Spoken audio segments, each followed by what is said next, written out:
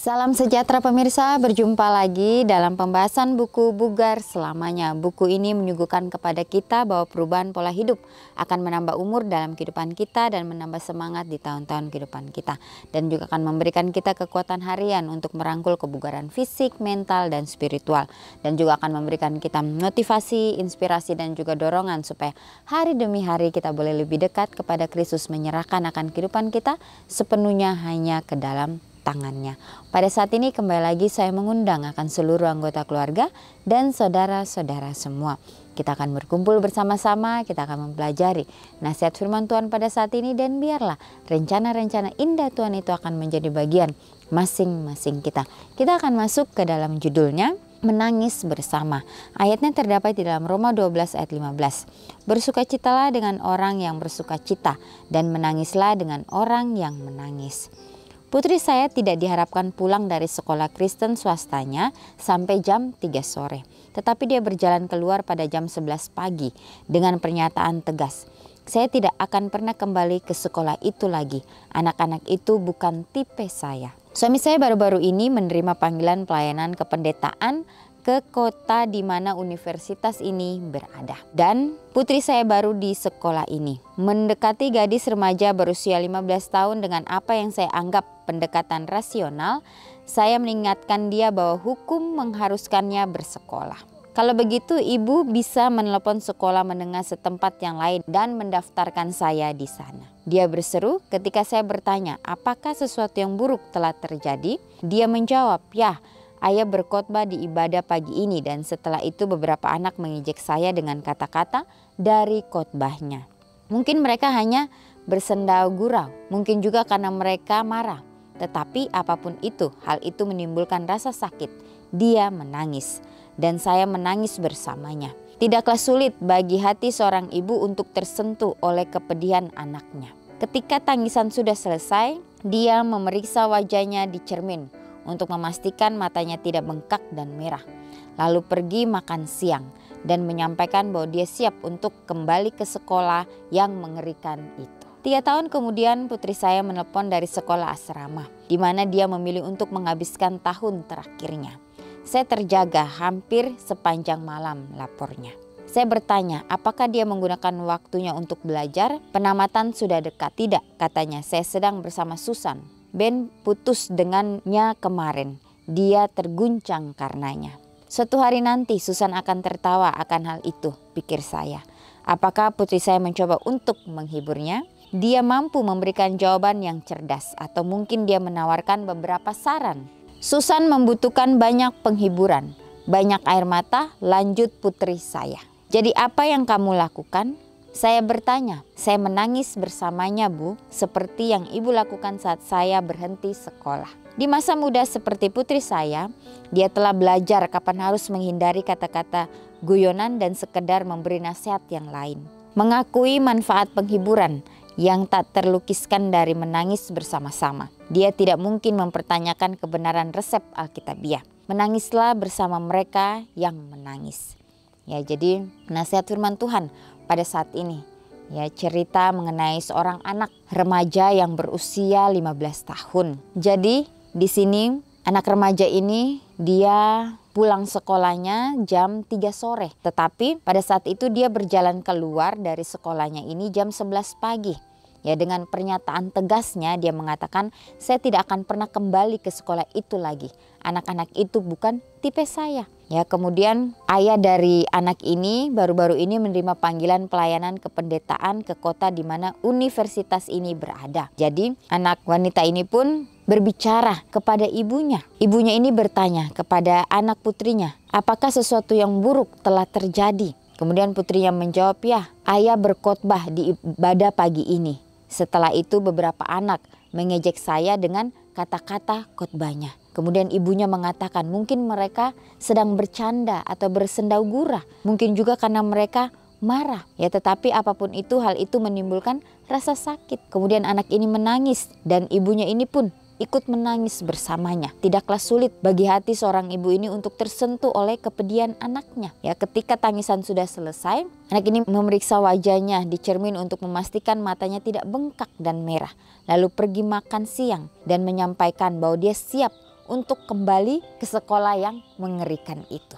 Ya, jadi setelah dia menceritakan isi hatinya kepada ibunya ini, ya, dan ibunya memberikan dia ya nasihat kepadanya, akhirnya dia mempersiapkan dirinya untuk kembali lagi ke sekolah itu. 3 tahun kemudian anak perempuan ini menelpon dari sekolah asrama di mana dia memilih untuk menghabiskan tahun terakhirnya. Kemudian ibunya ini terjaga hampir sepanjang malam.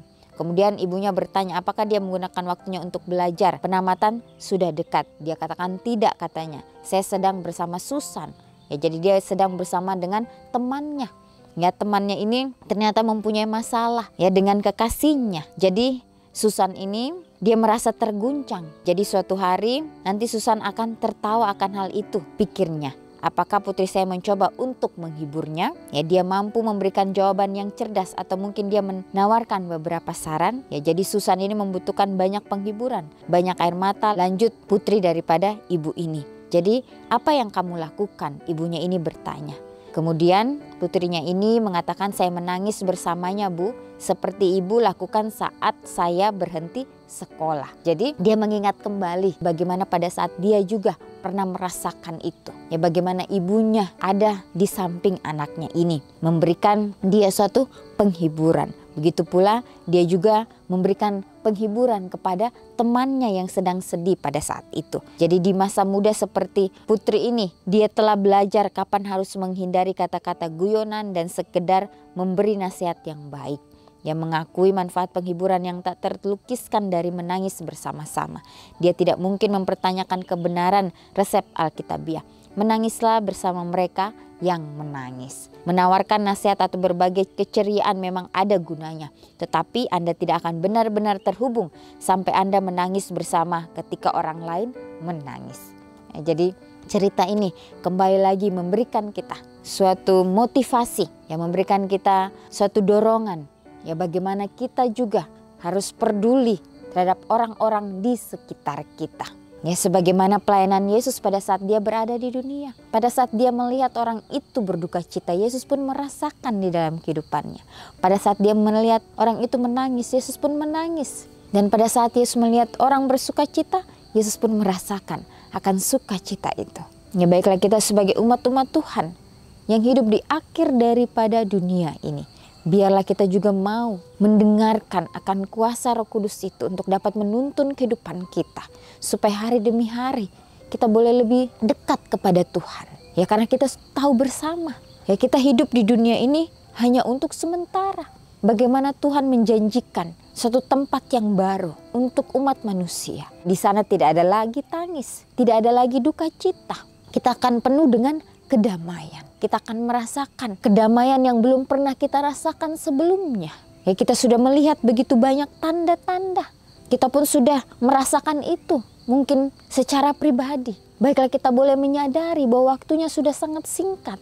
Kehidupan yang Tuhan berikan kita saat ini adalah suatu kesempatan supaya kita mau merubah akan kehidupan kita. Supaya kita mau lebih baik lagi hari demi hari. Ya, akan banyak tantangan yang akan kita hadapi di dalam kehidupan kita. Biarlah kita mau berserah sepenuhnya hanya kepada Kristus saja. Apakah kita akan bertahan di dalam kehidupan kita? Ya, sama seperti anak perempuan ini. Ibu yang mempunyai seorang putri ini. Bagaimana ibunya ini memberikan dia satu nasihat supaya dia lebih kuat lagi. Supaya apa yang orang-orang sekitar lakukan kepadanya, dia sudah siap, ya, mempunyai mental yang kuat untuk dapat menjalani kehidupan. Itulah kehidupan yang sebenarnya. Akan banyak tantangan yang dihadapi, ujian demi ujian. Biarlah kita mau bertahan. Ya, sehingga pada saat ibunya ini memberikan nasihat kepada putrinya, akhirnya putrinya ini bagaimana dia sadar dan akhirnya dia mau kembali ke sekolah itu walaupun ya anak-anak di sekolah itu menyebalkan. Putrinya ini menyampaikan kepada ibunya dia siap untuk kembali ke sekolah yang mengerikan itu. Ya, jadi dia siap apapun yang terjadi. Ya, sehingga pada saat dia menjalani kehidupannya di sekolah itu, akhirnya dia pun dapat ya menjadi penolong bagi temannya yang bernama Susan. Bagaimana dia mendengarkan keluh kesah atau cerita dari temannya Susan ini. Inilah bagaimana ya kita juga boleh menjadi berkat dimanapun kita berada. Walaupun tempat itu kita tidak menyukai tempat itu, kita tidak menyukai orang-orang di tempat itu. tapi bagaimana kita harus bertahan. Karena ada suatu rencana yang indah yang Tuhan berikan kepada kehidupan kita. Tuhan tidak pernah salah menempatkan kita, tapi kembali lagi di dalam pribadi lepas pribadi kita. Apakah kita mau untuk diajar Tuhan? Apakah kita mau untuk belajar apa yang Tuhan sudah berikan bagi masing-masing kita?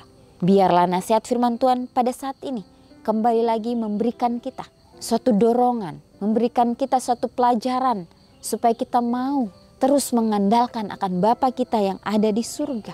Mau melakukan apa yang Dia kehendaki di dalam kehidupan kita masing-masing. Walaupun akan banyak tantangan masalah yang datang di kehidupan kita. Itulah yang harus kita hadapi. Jangan pernah kita lari, tapi biarlah kita mau menghadapi itu dengan pertolongan Tuhan. Tuhan akan memberikan kita kesanggupan, memberikan kita kekuatan untuk kita dapat melalui semuanya itu. Dan pada saat kita sampai di ujung jalan sana, kita akan merasakan terima kasih Tuhan, karena Engkau sudah dapat memberikan kekuatan, sudah dapat memberikan kesanggupan, sehingga saya bisa sampai di titik ini. Ya, biarlah pelajaran ini dapat menguatkan masing-masing kita. Kembali lagi kita mengingat pengorbanan Kristus di atas kayu salib. Ya, Dia sudah mati untuk kita. Karena begitu besar kasih-Nya kepada kita. Pada saat kita mungkin ada masalah, kita ingat kembali bagaimana Yesus dengan menahan rasa sakitnya di atas kayu salib itu. Dia tetap mempertahankan akan imannya. Biarlah kita juga mau terus berserah kepada Tuhan. Meminta tuntunannya menjadi bagian kita. Supaya kita juga boleh bertahan di dalam situasi apapun yang kita hadapi. Inilah nasihat firman Tuhan pada saat ini. Biarlah ini dapat menjadi berkat bagi masing-masing kita. Komitmen demi komitmen yang kita sudah ambil, kita dapat doakan itu. Dan kita dapat jalankan itu di dalam kehidupan kita setiap harinya. Ya pemirsa, inilah nasihat firman Tuhan yang bisa disampaikan. Biarlah ini dapat menjadi berkat bagi masing-masing kita. Kita akan berjumpa lagi di kesempatan yang berikutnya dan Tuhan memberkati.